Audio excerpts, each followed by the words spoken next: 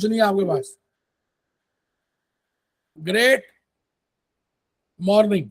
अभी इंडिया में 4 बज रहे हैं, लेकिन दुबई में कुछ दूसरा टाइम है, बांग्लादेश का दूसरा है, अफ्रीका का दूसरा। एक बच्चा अफ्रीका का सुबह 8 बज रहे हो आगे, वो पता नहीं अभी ज्वाइन ही नहीं किया उसने, कोई बात नहीं। So in the last lecture, I have started with chapter number 7. And when I say chapter number 7 of F9, that is financial management.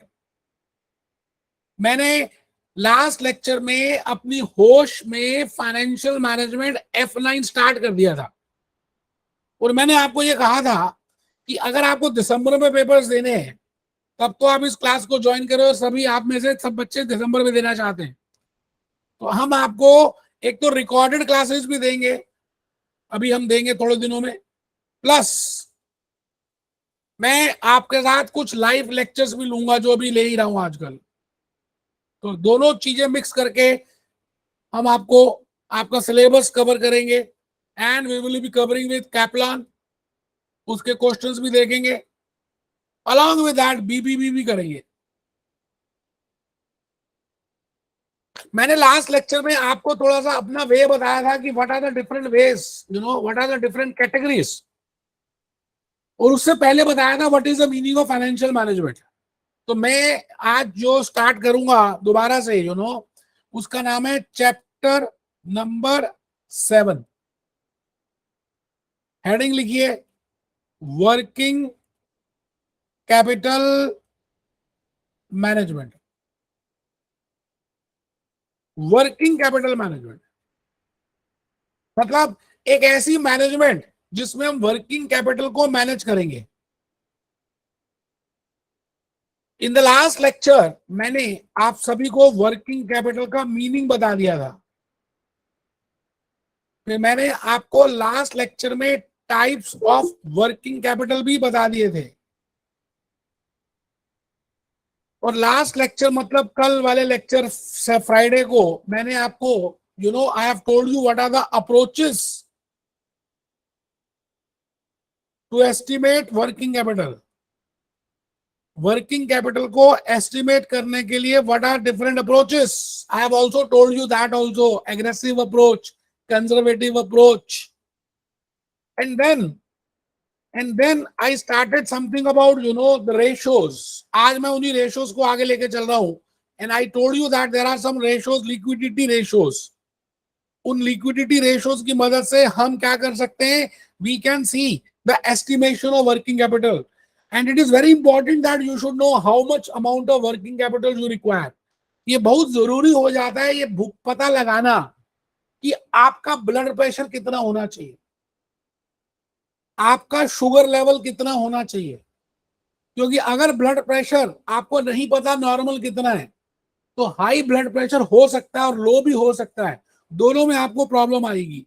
Similarly as a financial management, as a accountant, as a global CA of a organization, आपको ये पता होना चाहिए कि मेरी जो company है जिसका मैं एसीसी हूं उसका करंट एसेट कितना है, करंट लायबिलिटीज कितना है, और वर्किंग कैपिटल कितना है। और फिर ये अपने आप से सवाल भी करना है कि भाई क्या ये जो वर्किंग कैपिटल है, whether this is optimum balance, क्या ये ऑप्टिमम बैलेंस है, मतलब बराबर है, क्या मैं काम कर पाऊंगा। और उसके लिए हम जनरली क्या करते हैं, ये चेक करते हैं कि जैसे आपने एसी से ज्वाइन किया, ध्यान से सुनना इस एग्जांपल को, आपने एसीसीए का कोर्स ज्वाइन किया, आपने नॉलेज लेवल के पेपर्स दिए, स्किल लेवल के दिए, प्रोफेशनल लेवल के दिए, एथिक्स का पेपर दिया, ट्रेनिंग कंप्लीट की, और लगभग अज्यूम करते हैं आपने ज्वाइन किया 2022 में, और आपका मेंबरशिप मिला 2025 में, यू गॉट मेंबरशिप ऑन 2025। मैं ये कहूंगा कि आपने एसीसी बनने में 3 साल लगा दिए, 3 साल लगा दिए अपनी लाइफ के, जवानी के। और मैं ये भी कह सकता हूं आपकी ऑपरेटिंग साइकिल, मतलब जब आप रॉ फॉर्म में थे, जब आपके पास कैश था, फिर आपने इन्वेस्टमेंट किया, फिर आपने पेपर्स दिए, फिर आपने कोचिंग ली, फिर आपने ट्रेनिंग ली, और फिर जाकर यहाँ पे मेंबरशिप बने, यहाँ पे झंडा फहरा दिया। It means the time period required, जितना समय आपको लगा जॉब करने में, मतलब अब आप एसीसी के मेंबर बन गए, तो आप मार्केट में जाके आपको जॉब करनी है, आप बिके जाओगे, यू नो, तो that period is named as operating cycle. मैं रिपीट कर रहा हूं, मैं आपसे ये कहता हूं कि आपने जिस दिन डेट ऑफ स्टार्टिंग की, स्टार्ट जिस दिन किया और डेट ऑफ एंड किस दिन खत्म किया, अगर ये 2 तारीख आपको मिल जाएं, तो मैं इन दोनों के बीच का डिफरेंस कैलकुलेट करूं, तो that difference is named as operating cycle. अच्छा, ऑपरेटिंग साइकिल जितनी लंबी होगी, अज्यूम करते हैं कि एक स्टूडेंट है रामलाल, दूसरा है एक बंटी और दूसरी बबली, एज्यूम कर रहे हैं बंटी और बबली। बंटी ने 3 इयर्स में एसी से कंप्लीट किया और बबली ने 2.5 इयर्स में एसी से कंप्लीट कर लिया। बताओ बबली अच्छी है या बंटी अच्छा है? Who is doing good work, Babli और बंटी? बोलो भाई वकार साहब। सर बबली। बहुत बढ़िया। बोलो भैया अपना अर्शद जी, आप बोलो कौन अच्छा भाई इसमें, बंटी या बबली? बबली है। ऋतु आप बोलो बंटी या बबली? सर बबली। मोनिशा आप बोलो बंटी या बबली? बबली। अच्छा मैं आपसे पूछता हूँ मोनिशा, आंसर बबली ठीक है, लेकिन आपके माइंड में क्या है, why you are saying Babli?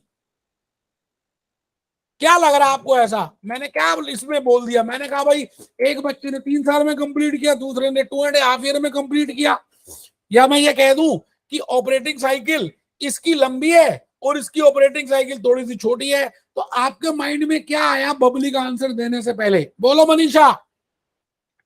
Sir इसने टाइमिंग कम ली, कम टाइम में इसने मतलब अच्छा कर लिया। अच्छा तो फिर उसकी उससे क्या होगा? पावर। अगर कम टाइम पे उसने एसी से कर लिया तो फिर आगे क्या होगा ये बताओ, सोचो। आगे जितना जल्दी कर लेगा उतना ही जल्दी वो आगे जॉब कर लेगा। बहुत बढ़िया, अब बात बोली। बबली जल्दी जल्दी क्या कर लेगी? जॉब करेगी, जल्दी जल्दी पैसे आ जाएंगे, और फिर जल्दी जल्दी लाइफ में सेट हो जाएगी, और फिर कार आ जाएगी, फिर घर आ जाएगा, और फिर हैप्पी हो जाएगी, एज कम्पेयर टू बंटी। इसका मतलब हमें एक बात समझ आई, एक सबको समझ आई, जो आंसर सबने बिल्कुल ठीक दिया। Shorter the operating cycle, better it is. तो अब आप सब आज के इस लेक्चर के पहली बात को लिख रहे हैं, आप सब समझदार बच्चे। सर हम समझदार हैं? हाँ आप सब समझदार हो। आप लिखो ऑपरेटिंग साइकिल, लिखो। पेपर नहीं है, रजिस्टर नहीं है, कॉपी नहीं है, घर चले जाओ, कुछ नहीं है तो। The time period required,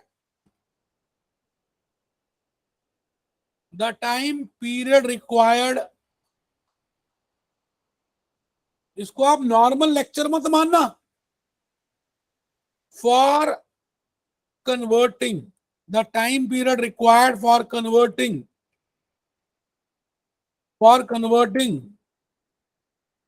cash into cash. ये क्या मतलब हुआ? मैंने कहा time period required for converting cash into cash is named as operating cycle। ऊपर से लिखना शुरू करो। फर्स्ट पॉइंट है आज के लेक्चर का। आज लेक्चर स्टार्ट हो चुका है, आप बिल्कुल ढीले होके बैठे मत, बिल्कुल कमर सीधी करके बैठे। ऑपरेटिंग साइकिल, अभी हम चैप्टर 7 में ही हैं, चैप्टर 7 ही चल रहा है।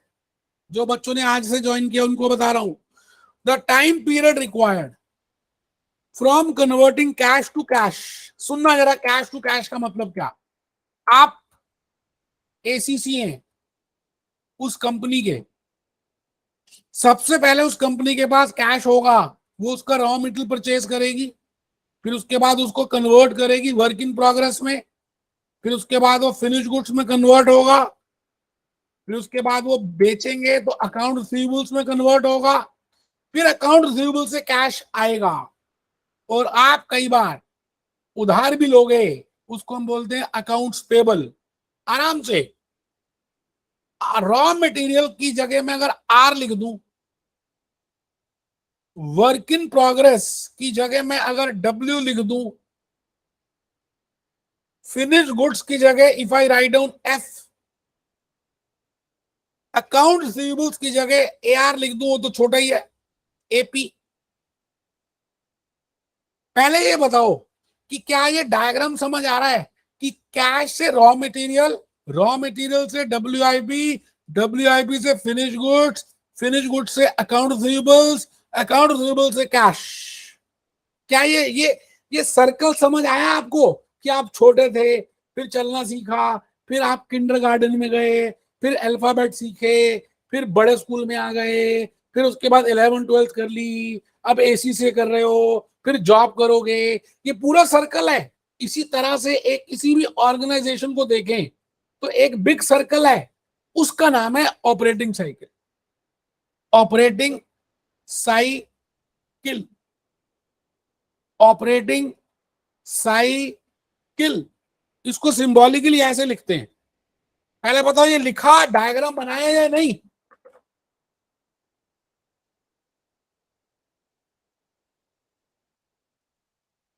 वकार साहब बोलो, बनाया नहीं बनाया? सर वो लिख रहा है सर। अच्छा बनाइए बनाइए। ऋतु जी आप बना रही हैं या खाली बैठे हैं? सर बना रही हूँ। अच्छा सर, मुझे लगा खाली बैठे हो आप। अच्छा बोलते रहा करो भाई, मुझे पता नहीं चलता। समीक्षा आपने ज्वाइन किया है लेक्चर? Yes sir.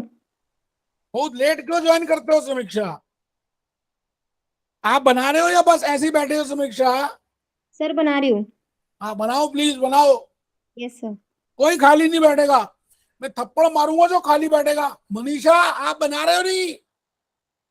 बना लिया सर। बहुत बढ़िया, बहुत ही बढ़िया। कल से आप सभी ने हाइलाइटर रखने अपने पास। जैसे देखो मैं कल रंग भर रहा हूं, आपको भी रंग भरने हैं अपनी रजिस्टर में। जिसका रजिस्टर सबसे ज्यादा अच्छा होगा हम उसको प्राइस देंगे अमेजोन से कुछ ना कुछ। Operating cycle, operating cycle, operating cycle, इसको सिंबॉलिकली कैसे लिखेंगे? देखो O is equal to R plus W plus F minus AR minus AP। लिखो जी लिखो, बड़ा प्यारा सा फॉर्मूला है। अभी हम इसको सीखेंगे कि ये फॉर्मूला बना क्यों, इस फॉर्मूले का मीनिंग क्या है, हम इसको कैलकुलेट ही क्यों करते हैं, और ये F9 के सिलेबस में क्यों आ गया, हमें पढ़ना क्यों पड़ रहा है, what is the importance of this, सब कुछ सीखने वाले हैं। आप सभी के सभी, सभी के सभी भूल ना जाना, कमर सीधी करके बैठना और ऑपरेटिंग साइकिल का डायग्राम बनाना और नीचे सिंबल्स लिख देना। सर हमने सिंबल्स लिख दिए। अच्छा अब देखो मेरी बात सुनो,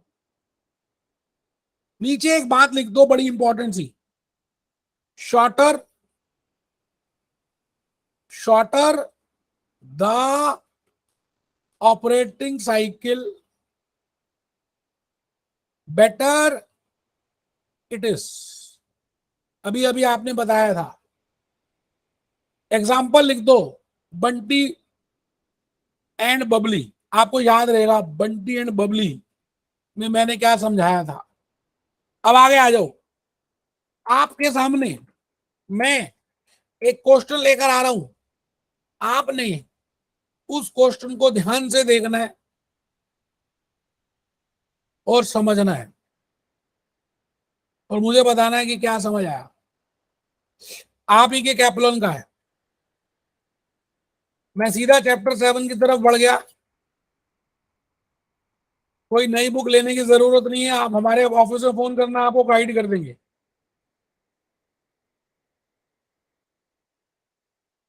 बच्चों ने ध्यान से उस क्वेश्चन को पढ़ना है जो मैं अभी इस समय कराने जा रहा हूं, बताने जा रहा हूं आपको। पेज नंबर है 190।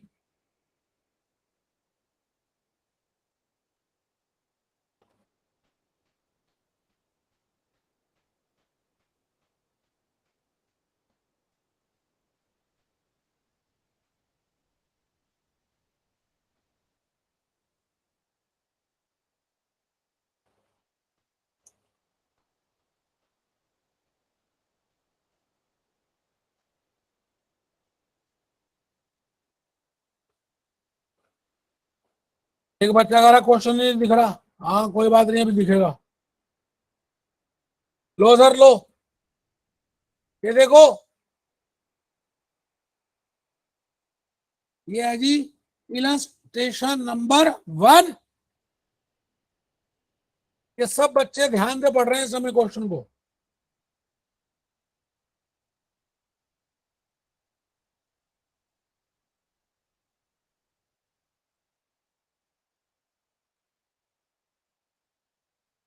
क्वेश्चन आपके सामने, a company has following figures, Kaplan का क्वेश्चन है, लेटेस्ट मटेरियल है कैप्लॉन का, वहां से क्वेश्चन कर रहे हैं, ध्यान से क्वेश्चन को पढ़ रहे हैं।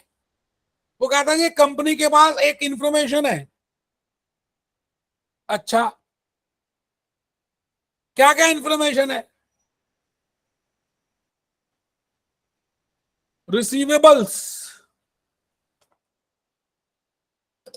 4 मिलियन, ट्रेड पेबल मतलब accounts payable 2 million, inventory 4.3 million, sales 80% credit, material purchases 16, cost of sales is this, calculate working capital ratios. आपको पहले रेशियोज निकालनी है और उसके बाद हम क्या करेंगे, ऑपरेटिंग साइकिल कैलकुलेट करेंगे।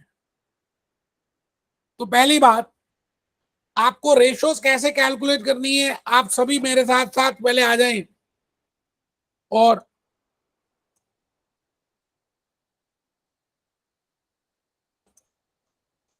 लिखना शुरू कर दें। पहले तो ऊपर लिखेंगे वर्किंग कैपिटल रेशियोज जो मैंने आपको अभी बतानी है। फर्स्ट पॉइंट ऑपरेटिंग साइकिल लिख दिया।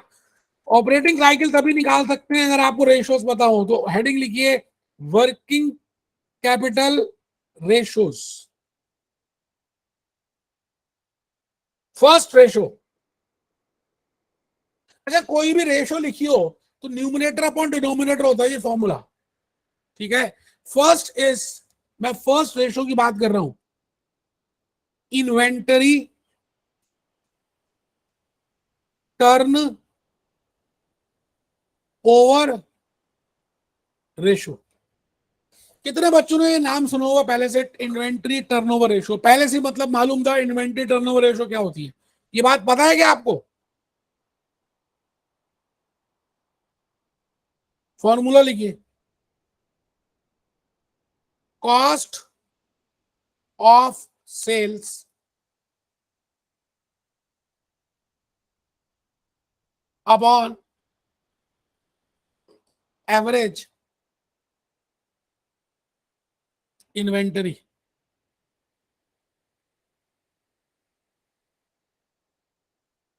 अगर एवरेज नहीं दी तो क्लोजिंग इन्वेंटरी लिख देंगे। अज्यूम करते हैं ये आ गई 6 टाइम्स, आराम से। मैंने ऊपर फॉर्मूला लिखा पहले तो, इन्वेंटरी टर्नओवर, क्या नाम है, इन्वेंटरी टर्नओवर। मान लेते हैं 6 टाइम्स आ गई, तो उसका मीनिंग क्या हुआ कि आप अगर अपनी कंपनी में वर्क करते हो तो हर 2 महीने के बाद, आफ्टर 2 मंथ्स, आफ्टर 2 मंथ्स आपको पुरानी इन्वेंट्री बेच देते हो और नई इन्वेंट्री खरीद लेते हो। 6 टाइम्स का मीनिंग समझ लीजिए। 6 टाइम्स का मतलब क्या है, 12 मंथ्स में, 12 महीने में आप 6 टाइम्स उसको टर्न कर देते हो। टर्न करते हो, टर्न का मतलब क्या है, पुरानी सेल कर दी, नई ले ली। इसका मतलब how many times, how much time you convert 6 times in 12 months. तो एक टाइम में कितनी महीने में कन्वर्ट करते हो? You can calculate like this with the help of cross multiplication. 12 into 1 upon 6, that comes to 2 months. पहले बताओ ये 2 महीने समझ आया सबको? वकार साहब? जी सर। ऋतु मैडम, ये 2 मंथ समझ आया क्या? हाँ सर। अच्छा, अब मैं ऋतु मैडम आप ही से एक बात पूछता हूं, ध्यान से सुनना। एक कंपनी है एमआरएफ टायर्स और दूसरी कंपनी है Apollo tyres.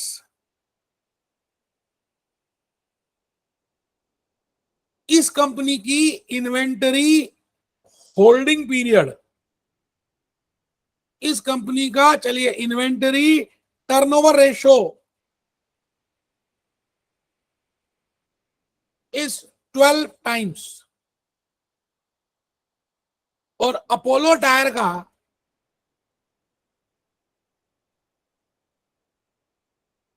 Turnover ratio 6 times. आप बताओ जी ऋतु मैडम, कौन सी कंपनी अच्छी है? अगर मैं खाली इतना इंफॉर्मेशन दे दूं बस।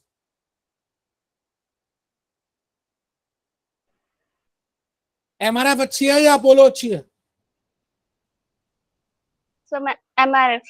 क्यों? Y MRF? आंसर ठीक है एमआरएफ, बट आंसर क्यों बताओ, कैसे निकाला आपने? सर वो 12 टाइम्स है तो 12 टाइम्स में खरीदा और बेचा जाएगा। हाँ, इसका मतलब एक साल में उन्होंने 12 बार इसको खरीदा और बेचा। मतलब पुरानी इन्वेंट्री बेच दी, नई ले ली, फिर पुरानी बिक गई, नई ले ली। 12 बार किया ऐसा। और अपोलो टायर ने 6 बार किया बस। इसका मतलब अपोलो टायर का इतना प्रोडक्ट डिमांड में नहीं है, क्योंकि अगर वो डिमांड में होता तो जल्दी बिकता। या ऐसा समझ लो, जो जो अभी हमारे को ऋतु मैडम ने नहीं बताया, शायद वो बता भी दें। मैं कहता हूं यहां पर इन्वेंट्री होल्डिंग पीरियड 2 महीने है। इन्वेंटरी होल्डिंग पीरियड 2 मंथ्स है और 1 मंथ है, 1 मंथ है, 1 मंथ है। और नीचे अपोलो टायर्स में इन्वेंटरी होल्डिंग पीरियड 2 मंथ्स है। बताओ ये कैसे निकाला मैंने 1 मंथ और 2 मंथ? मैंने लिखा जी इन्वेंट्री होल्डिंग पीरियड 1 मंथ है यहां पर, और यहां 2 मंथ्स है। कौन सा बच्चा बताएगा? सर 12। हाँ हाँ, बोलो बोलो, आप बोलो। सर 12 से सर मल्टीप्लाई करके निकाला गया sir. 12 into 1 divided by 6 and करके निकाला गया सर। अच्छा ठीक है। वैसे मैंने आपको अभी अभी थोड़ी देर पहले बताया था, बोल तो आप ठीक रहे हैं, मैंने आपको अभी बोला था कि 6 टाइम्स ऐसे भी निकाल सकते हैं। 6 टाइम्स अगर 12 महीने में बदलती है तो 1 टाइम होल्डिंग पीरियड कितना होगा? 12 into 1 upon 6, ये आ गए 2 महीने। मतलब आप किसी भी तरह से निकाल सकते हैं। कंसेप्ट ये है कि ये कंपनी 1 महीने होल्ड करती है और ये कंपनी 2 महीने होल्ड करती है। अपोलो टायर्स अपना स्टॉक 2 महीने के लिए रखती है अपने पास, तब जाके बिकता है। और एमआरएफ 1 महीना रखती है तो जाके बिकता है। तो अब सभी बच्चे जो मैं बताना चाहता हूं वो इंपॉर्टेंट है। इन्वेंटरी होल्डिंग पीरियड का फॉर्मूला सुनो जरा। पहले तो आपने अभी अभी लिखा इन्वेंटरी टर्नओवर रेशो। क्या फॉर्मूला लिखा था अभी अभी इन्वेंटरी टर्नओवर रेशो का? आपने लिखा था cost of sales divided by inventory, closing inventory या एवरेज इन्वेंटरी।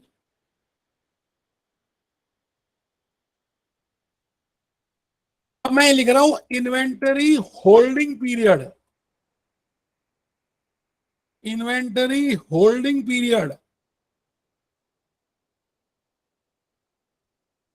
देखो कुछ बच्चे तो सो ही गए।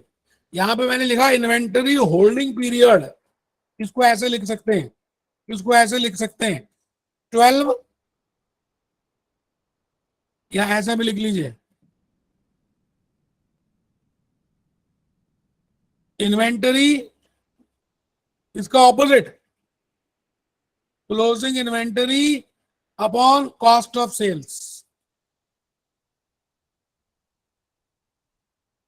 ऊपर क्या लिखा है मैंने, inventory turnover ratio is cost of sales upon inventory turnover, closing inventory, ये आगे टाइम्स में, और ये जो आया नीचे होल्डिंग पीरियड, ये मंथ्स, डेज, वीक्स, कुछ भी आ सकता है।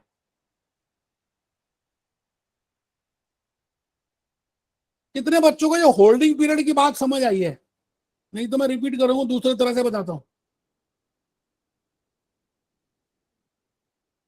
हाँ जी, और रिपीट करेंगे एक बार और सर। ये देखो, ऐसे ऐसे समझ लो, आप ऐसे समझो,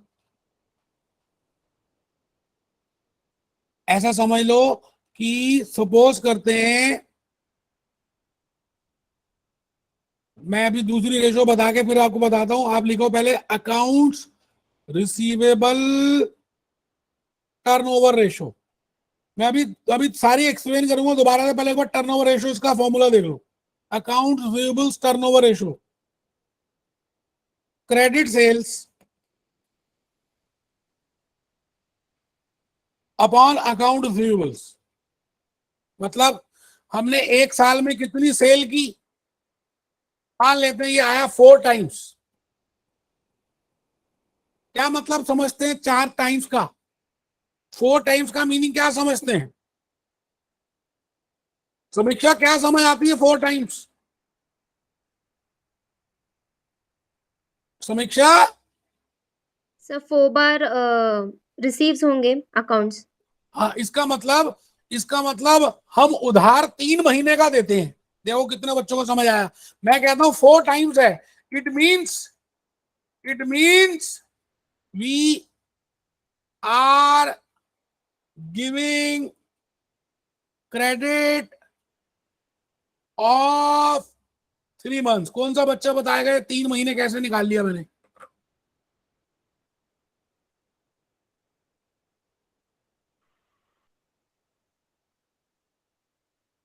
हाँ जी, ज़ियान फैजान साहब, आप सर बताएंगे। 12 से डिवाइड करके। अच्छा, 12 से डिवाइड कर दिया तो 4/12, तो 1/3 आया ये तो। क्वार्टर 4 टाइम्स हुआ ना सर। हाँ, तो 4 टाइम्स हुआ, तो कैसे बताओ आप 3 महीने कैसे निकाला? सर 3 4 से 12 सर।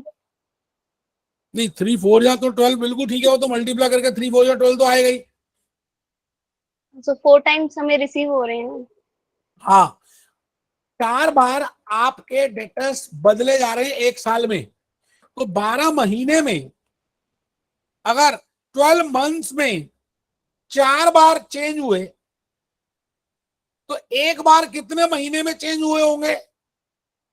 ऐसे सोच सकते हैं भाई, पुराने डेटर्स चले गए, नए आ गए, पुराने चले गए, नए आ गए, पुराने चले गए, नए आ गए, ऐसा 4 बार हुआ।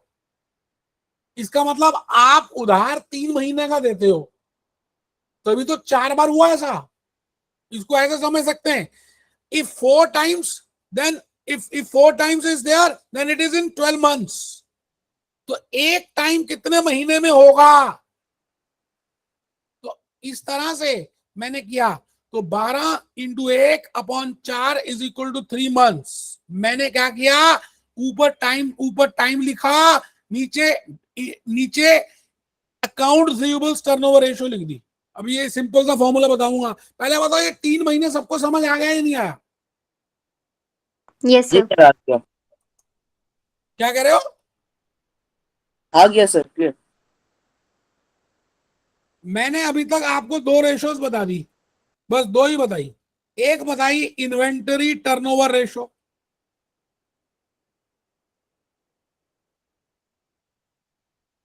और दूसरी बताई अकाउंट्स रिसीवेबल टर्नओवर रेशो। और कुछ भी तो नहीं बताया। आगे चलो, थर्ड रेशो लिखो, accounts payable, accounts payable turn over ratio.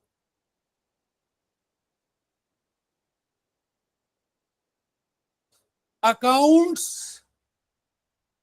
Payable turn over ratio, accounts payable turnover ratio.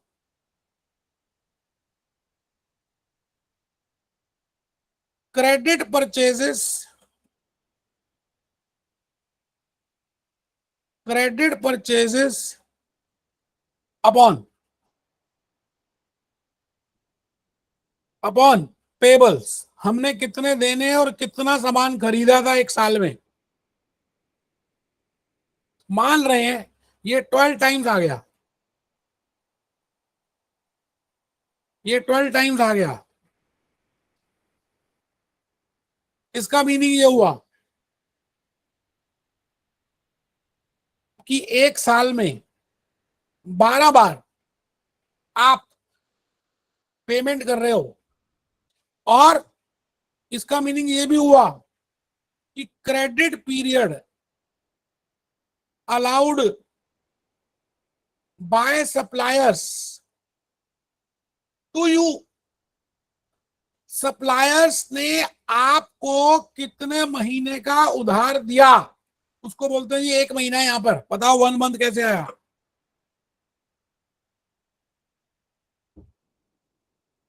Arshad साहब आपने बताना है दुबई से कि ये 1 महीना कैसे निकाला मैंने। Credit allowed, credit period allowed by suppliers to you 1 month, 1 month कैसे आ गया 1 महीना।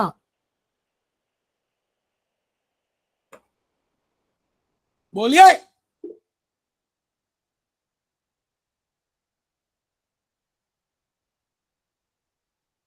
देखो अरशद बोल ही नहीं रहा। भैया अरशद बोलो, मारूंगा थप्पड़।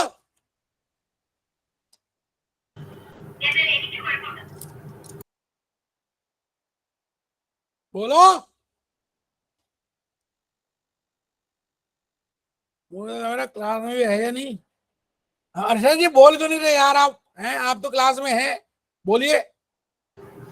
है मालूम नहीं है। अच्छा चलो कोई बात नहीं, आपको मालूम नहीं है, कोई बात नहीं। समीक्षा आप बताओ ये 1 महीना कैसे आया। Sir 12 into 1/12। हाँ 12 into 1/12, वो तो चलो मैथमेटिकली कर दिया, समझाओ तो सही कैसे निकाला है, समझा के बताओ। ये तो मैथमेटिकली आ गया। हाँ यस बोलो बोलो। सर, हमने एक बार क्रेडिट पीरियड दिया है, तो ठीक है। अगर 1 महीने में चाहिए तो हमें into 1 करना पड़ेगा। सो 12 into 1/12। अच्छा, या ऐसा समझ सकते हैं कि हम 12 बार टर्न कर रहे हैं, 12 सर। बार टर्न कर रहे हैं 12 महीने में, तो हाँ 1 बार टर्न करेंगे 1 महीने में। Yes sir. इसका मतलब हम 1 महीने का उधार लेते हैं तभी तो हमें 1 महीने के बाद पेमेंट करनी पड़ती है। Yes sir. ठीक है, तो अब आप यहां पर लास्ट रेशो पहले लिख लो, फिर आगे चलते हैं। 3 रेशोज बता दी। पहली बताई इन्वेंट्री टर्नओवर, दूसरी बताई अकाउंट्स रिसीवेबल्स टर्नओवर, तीसरी बताई अकाउंट्स पेएबल टर्नओवर। एक बच्चा कह रहा है ये निकाल क्यों रहे हो, क्योंकि अभी हमने ऑपरेटिंग साइकिल कैलकुलेट करनी है। ऑपरेटिंग साइकिल में हमें ये पता होना चाहिए कि लिक्विडिटी रेशियोज का पीरियड क्या क्या है, क्योंकि ऑपरेटिंग साइकिल का फॉर्मूला क्या है, O is equal to R plus W plus finish goods plus account receivables minus accounts payables. तो ये कैसे कैलकुलेट करोगे, आर का पीरियड, AR का पीरियड, AP का पीरियड। तो ये 3 रेशियोज तो मैंने बता दी, इसका पीरियड भी निकाल सकते हैं, ये भी बता दिया। अभी हम देखेंगे और कैसे निकालते हैं। अब मुझे बताना है WIP का पीरियड और फिनिश गुड्स का पीरियड। अब आप ये बताओ, आप सब इस समय ACCA के क्या हो, मेहमान हो या वर्क इन प्रोग्रेस हो या रॉ मटेरियल हो, आप बता सकते हो आप ACCA के क्या हो। आप देखो नॉलेज लेवल पार कर लिया आपने, अब आप स्किल में आ गए, अभी प्रोफेशनल लेवल कंप्लीट नहीं हुआ। आप रॉ मटेरियल तो नहीं हो, क्योंकि रॉ मटेरियल तो वो होता है जिसमें 0% प्रोसेसिंग होती है, और फिनिश गुड्स वो होता है जिसमें 100% प्रोसेसिंग हो जाती है। जिसमें 0 से ज्यादा और 100 से कम होती है उसको बोलते हैं work in process, work in process. अब ये बताओ, वर्क इन प्रोग्रेस प्रोसेस का मतलब है कि आप, वर्क इन प्रोग्रेस का मतलब है कि आप प्रोडक्शन में हो, क्यों, तभी तो काम चल रहा है वहां पर। और प्रोडक्शन कहां पे होती है? फैक्ट्री में। अच्छा, और फिनिश गुड्स का मतलब क्या है? कि सामान बिल्कुल तैयार हो गया, बन गया, अब बिकने के लिए तैयार है, ready for sale, ready for sale. तो अब मेरी बात सुनना, अगर आपको थोड़ा सा ध्यान आ रहा हो, मैनेजमेंट अकाउंटिंग में आपने कॉस्ट शीट बनाई थी, बनाई थी कभी जिंदगी में कॉस्ट शीट? बीकॉम में, F2 में, कहीं भी बनाई होगी। एक बच्चा कहता हमने कभी जिंदगी में कॉस्ट शीट नहीं बनाई, कहीं भी बनाई होगी। बताओ कॉस्ट शीट कितने बच्चों ने नहीं बनाई, या कितने बच्चों ने बनाई है वो बताओ। वही समीक्षा बनाई हो या कॉस्ट शीट? Yes sir. बहुत बढ़िया। ऋतु आपने?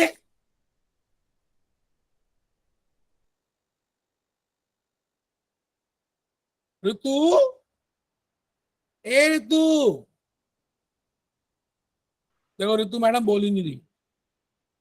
जी सर। ठीक है, प्लस ये सब बच्चे जरा पहले एक बार ये कॉस्ट शीट बनाए, फिर मैं बाकी के दो फॉर्मूलेस कराऊंगा। इसको बोलते हैं प्राइम कॉस्ट। सब बच्चे लिख रहे हैं, raw material consumed, direct labour, direct expense, ये फिगर आ गई प्राइम कॉस्ट। F2 में किया हुआ है आपने मैनेजमेंट अकाउंटिंग में, नहीं तो बीकॉम में तो किया ही हुआ है। प्लस फैक्ट्री ओवरहेड्स,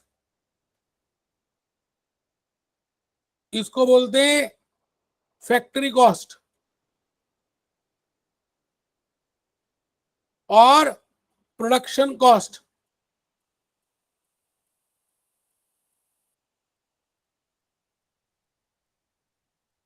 ये फिगर आ गई भाई साहब। पहले काम कहां होता है? फैक्ट्री में। इसके बाद प्लस ऑफिस ओवरहेड्स, तो ये जो फिगर आ गई इसको बोलते हैं टोटल कॉस्ट ऑफ प्रोडक्शन। ये फिगर आ गई, तीसरा घड़ा बना दिया। यहां पर ऐड कर दो सेलिंग ओवरहेड्स,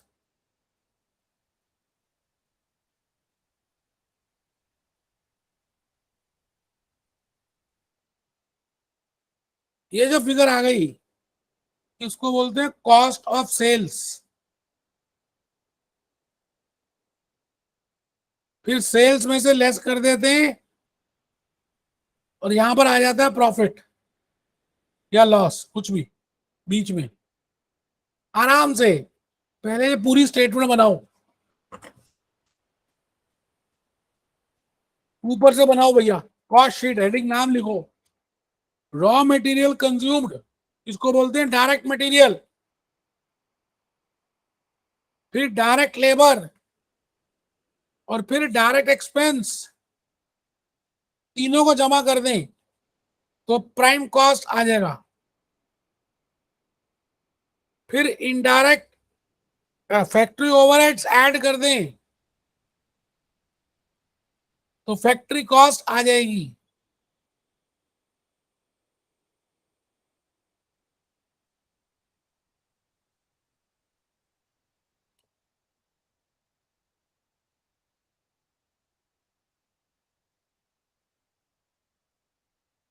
इसमें ऑफिस ओवरहेड्स ऐड कर दें तो टोटल कॉस्ट ऑफ प्रोडक्शन आ जाएगा।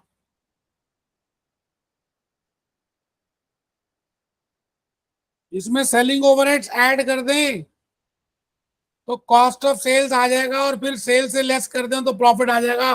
कितने बच्चों ने ये प्रिपेयर किया है और कितने खाली बैठे रहे? वकार साहब आपने बनाई? यस सर, मैं बना रहा सर। हाँ बनाओ बनाओ, सब बच्चे बनाओ जी, टाइम दे रहा हूं मैं। बड़ी इंपॉर्टेंट है कॉस्ट शीट, अभी पूरे क्वेश्चन हो जाएंगे अगर आपने कॉस्ट शीट बना दी तो। रॉ मटेरियल, कच्चा सामान, direct labour, direct expenses, factory overheads, office overheads, selling overheads. Now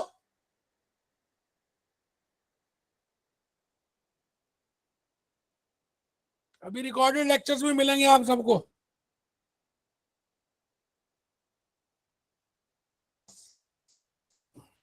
बना ली तो बता देना, फिर आगे चलूंगा। मैं खड़ा हूं, आपके इंतजार कर रहा हूं, और इंतजार की घड़ियां बड़ी भारी होती है, कांटे नहीं कटती, इसलिए जल्दी जल्दी बताना।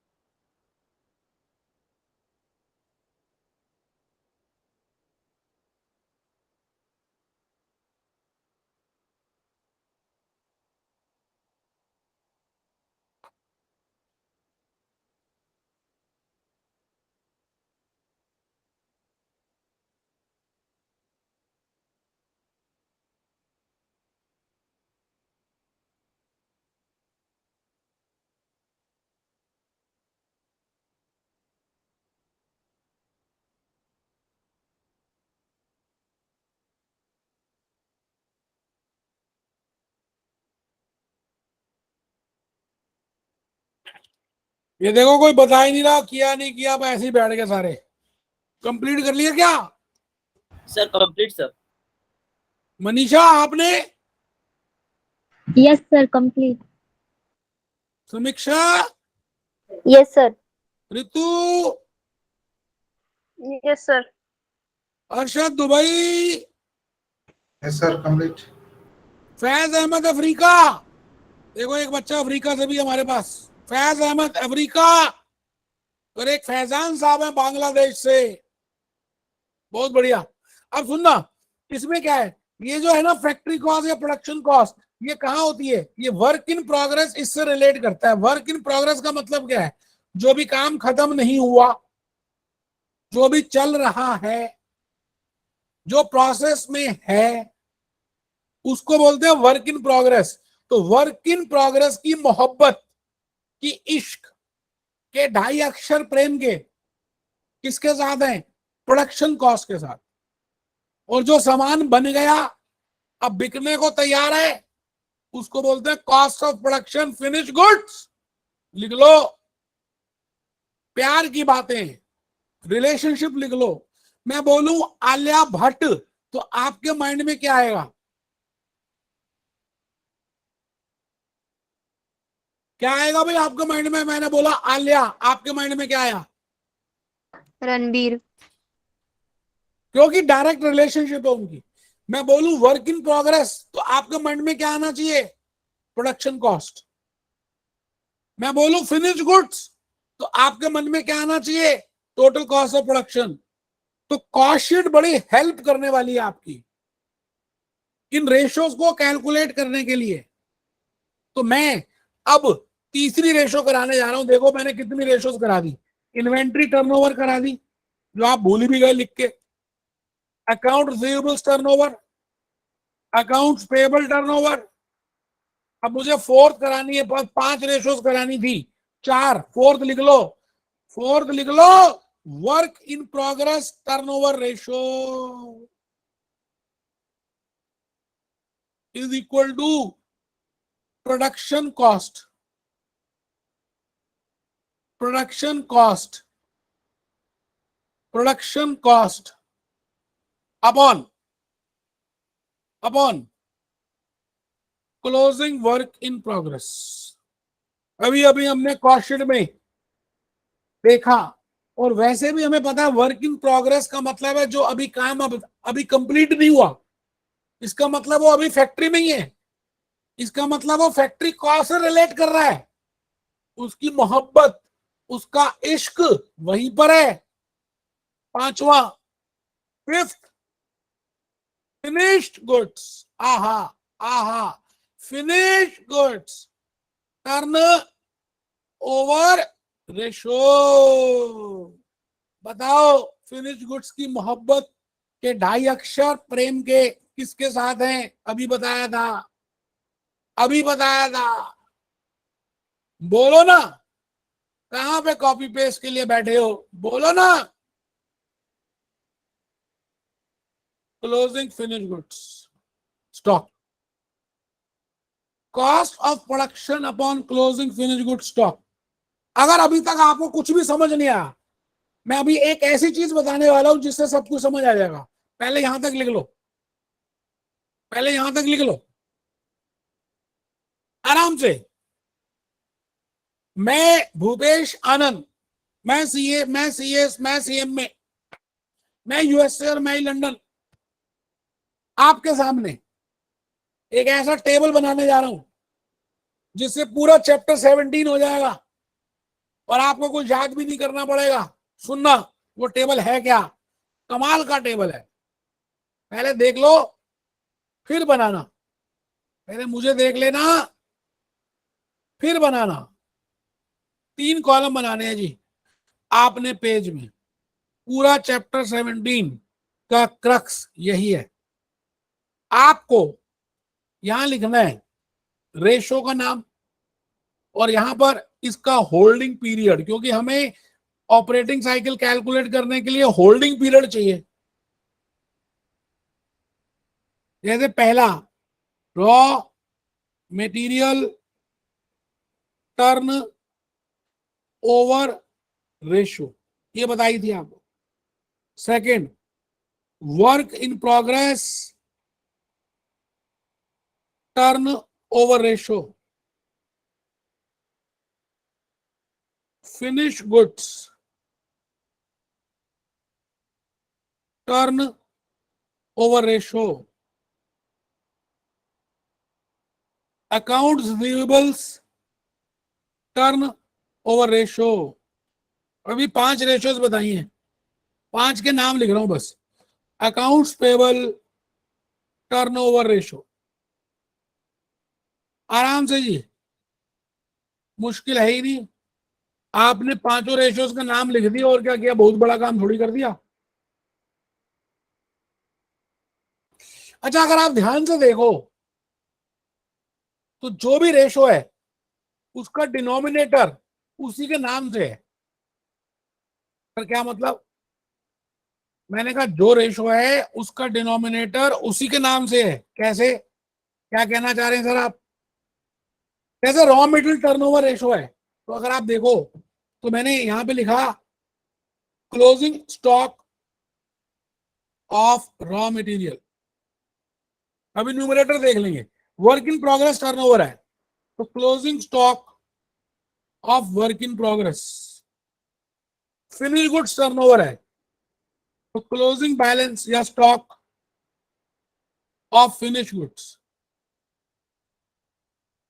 एवरेज रिसीवेबल्स टर्नओवर है तो closing balance of account receivables. Closing balance of accounts payable. आप देखो ध्यान से, मैंने अभी 5 फॉर्मूलेस करवाए हैं। इसके बाद न्यूमरेटर में उसकी मोहब्बत, रॉ मटेरियल कंज्यूम्ड से इसकी मोहब्बत है, प्रोडक्शन कॉस्ट से इसकी मोहब्बत है, प्रोडक्शन कॉस्ट से इसकी मोहब्बत है, कॉस्ट ऑफ प्रोडक्शन से इसकी मोहब्बत है, क्रेडिट सेल से अकाउंट रिसीवेबल्स की मोहब्बत है और क्रेडिट परचेजेस से अकाउंट्स पेबल की मोहब्बत है। पहले बताओ ये क्या 5 फॉर्मूले आप लिख रहे हो और लॉजिकली बात समझ आ रही है जो मैं कहना चाह रहा हूं? वकार साहब सर, अब आपको कोई फॉर्मूला रटना नहीं है, लॉजिक समझना बस। मैंने कहा 5 रेशोस पता होनी चाहिए जब आपको ऑपरेटिंग साइकिल कैलकुलेट करनी है। वर्किंग कैपिटल के चैप्टर में चैप्टर 7, क्योंकि 5 रेशोस को जब मैं इनको जमा कर दूंगा, this plus this minus this, ये आ जाएगा ऑपरेटिंग साइकिल। बट मुझे रेशोस जमा नहीं करनी, होल्डिंग पीरियड जमा करने हैं। यहां पे मैंने लिखा होल्डिंग पीरियड। तो ये भी कैसे किया, अगर मंथ्स है तो 12, डेज है तो 365 और वीक्स है तो 52। न्यूमरेटर 12 365 52 12 365 52 12 365 52 12 365 52। अब एक बच्चा कहता है तीनों लिखने, उसके मुंह पे थप्पड़ मारूंगा, तीनों लिखने। अगर मंथ होगा तो 12 लिख लेंगे, डेज का क्वेश्चन होगा तो 365 लिखेंगे, और वीक होगा तो 52 लिखेंगे। तीनों लिखने हैं। पागल हो रहा है वो बच्चा। इसके बाद इसका ये रेशो लिख दीजिए, raw material turn over ratio.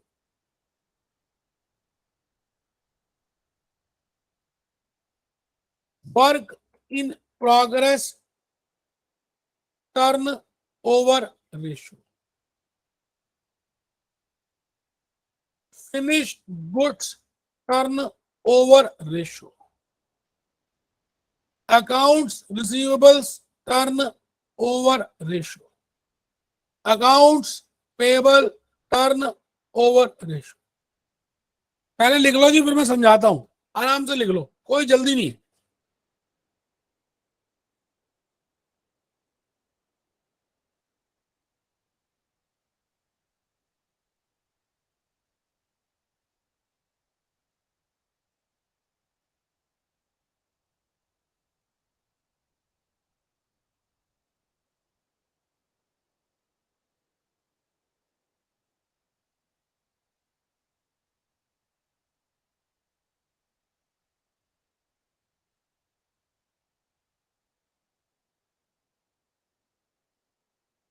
लिख लिया क्या?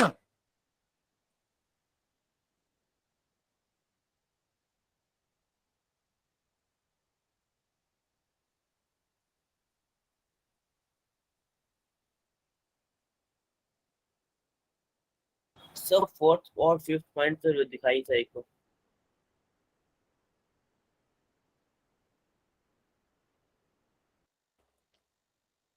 समीक्षा आपसे पूछूंगा क्या समझ आया, अभी आप लिख लो मेरा फटाफट। और ऋतु आप भी लिख लो। वकार आपसे भी पूछूंगा, मनीषा आप भी लिख लो।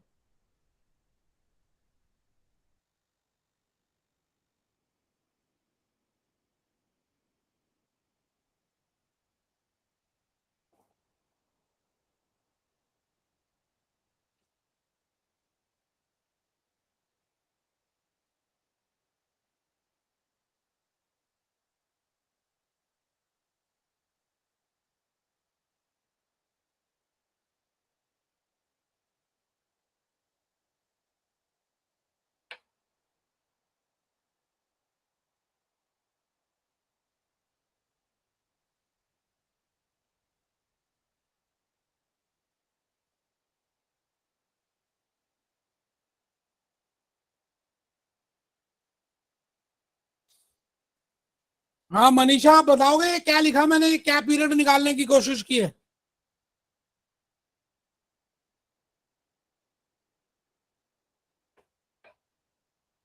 मनीषा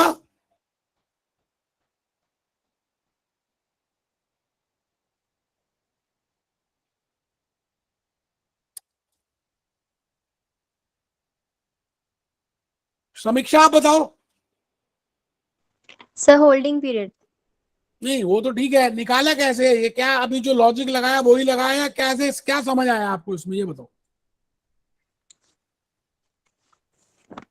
कुछ समझ आया आपको? Yes sir.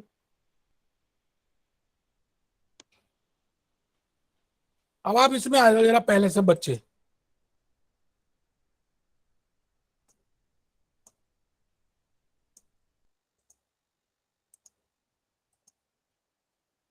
क्वेश्चन पढ़ो ध्यान से।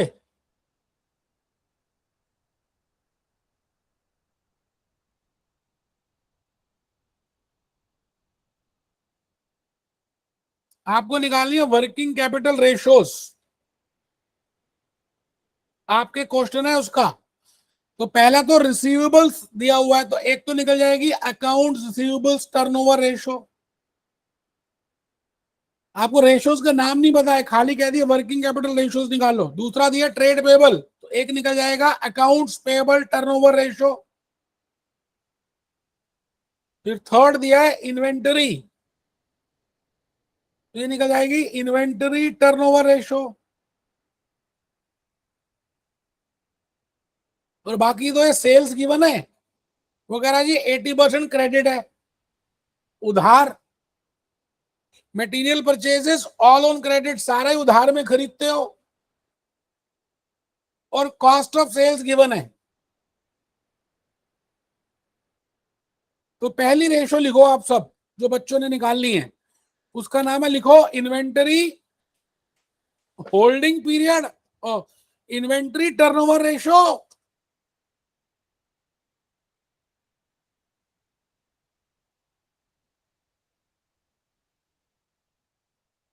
अब वैसे तो इसकी रिलेशनशिप होती है रॉ मेटेरियल कंज्यूम्ड के साथ, अब चांस की बात है, यहां गिवन नहीं है, आपको एक ही चीज दी हुई है कॉस्ट ऑफ सेल्स, तो मैं लिख रहा हूं cost of sales divided by closing stock of inventory.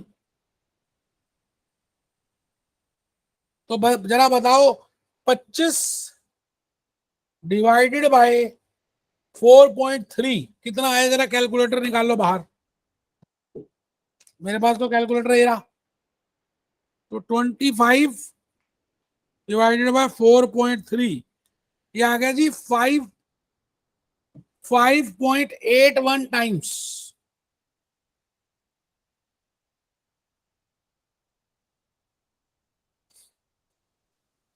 और इसको अगर आपने डेज में निकालना हो, होल्डिंग पीरियड डेज में, तो अभी अभी बताया 365 अपॉन 5.81, अभी बताया था 365 क्योंकि डेज है और अपॉन इन्वेंट्री टर्नओवर, तो 365 डिवाइडेड बाय 5.81 ये आ गया जी 62.82, 63 डेज।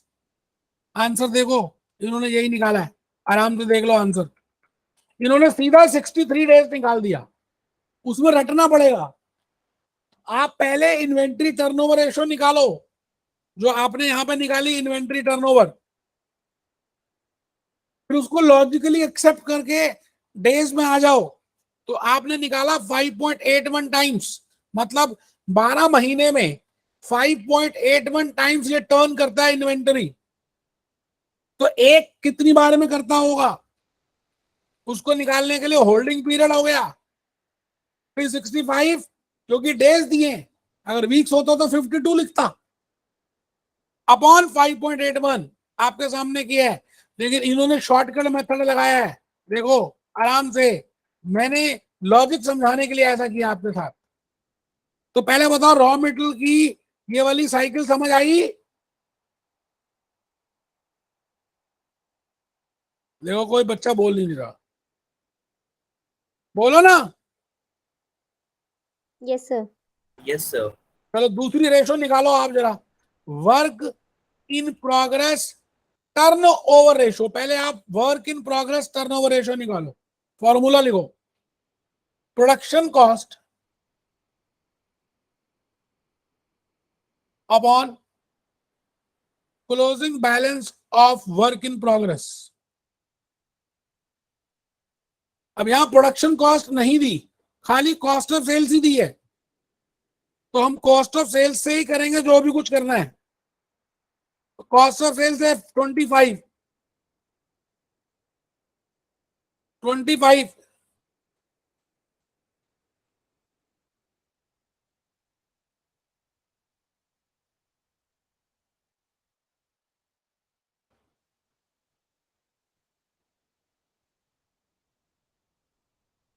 करके दिखाइए, 25 अपॉन क्लोजिंग बैलेंस, ये देखो क्या लिखा है, when production cost cannot be calculated, cost of goods sold given is a good approximation, मतलब कॉस्ट ऑफ सेल्स यूज कर सकते हैं उसकी जगह। क्लोजिंग बैलेंस ऑफ WIP देखो गिवन है या नहीं, work in progress held given है या नहीं,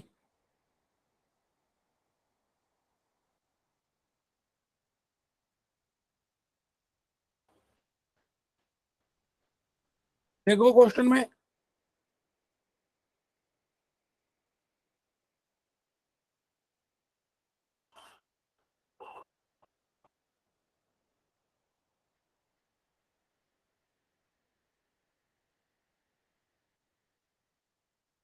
तो वर्क इन प्रोग्रेस आपको क्वेश्चन में गिवन नहीं है, निकालना पड़ेगा, मैं बताता हूं। तब तक आप जो जो गिवन है पहले उसको निकाल लो। थर्ड रेशो करके दिखाओ जरा, ये वाली fourth, account receivables turnover ratio निकाल के दिखाओ। पहले अकाउंट रिसीवेबल्स कर लो, वर्क इन प्रोग्रेस मैं बताता हूं। तो अकाउंट रिसीवेबल्स टर्नओवर रेशो कैसे निकालेंगे, ये देखो, ये रही, कहां चली गई, ये रही। तो पहले लिखो कॉस्ट ऑफ, ऊपर लिखो जी credit sales upon closing account receivables. Credit sales वो कह रहा है 80% उधार में, तो 30 का 80% कितना आ गया, 24। तो यहां लिख रहा हूं 24 अपॉन रिसीवेबल्स 4, 8 कितना आ गया, 6 आ गया, 6 टाइम्स। अब इसको होल्डिंग पीरियड में निकालना है, तो आप क्या करो, 365 अपॉन 6,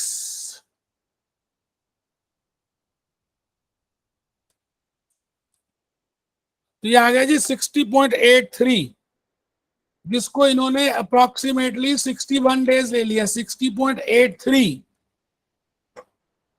पहले बताओ यहां तक समझ आ रहा है क्या, 60.83 को उन्होंने 61 डेज ले लिया। बताइए लॉजिकली बताओ यहां तक ठीक लग रहा है या नहीं। जी सर। देखो आज ढीले ढीले बोल रहे हो। ट्रेड पेबल रेशो निकाल लो, accounts payable credit purchases upon closing balance of accounts payable.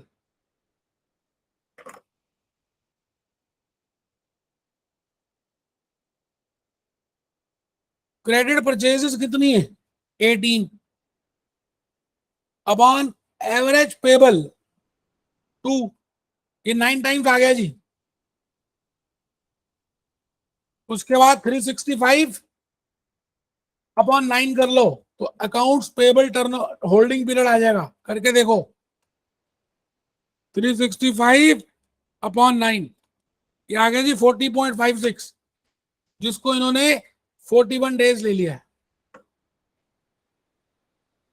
उसके बाद ऑपरेटिंग साइकिल निकाल दी, सिंपल है। इन्वेंट्री डेज 63 निकाल लिए थे, 41 डेज अभी अभी हमने ट्रेड पेबल किए, रिसीवेबल डेज 61 किए, लेंथ ऑफ ऑपरेटिंग साइकिल देखो 83 डेज आ गए आपके सामने,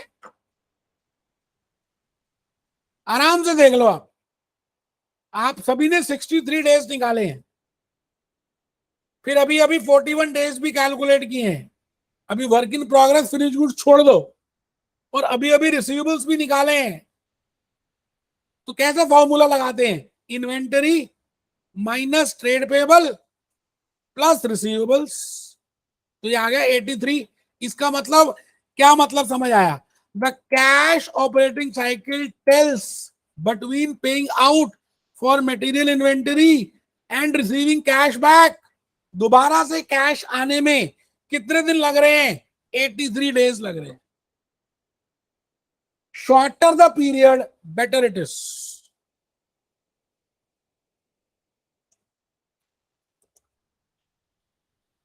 समीक्षा आप अपना जरा कैमरा ऑन करो,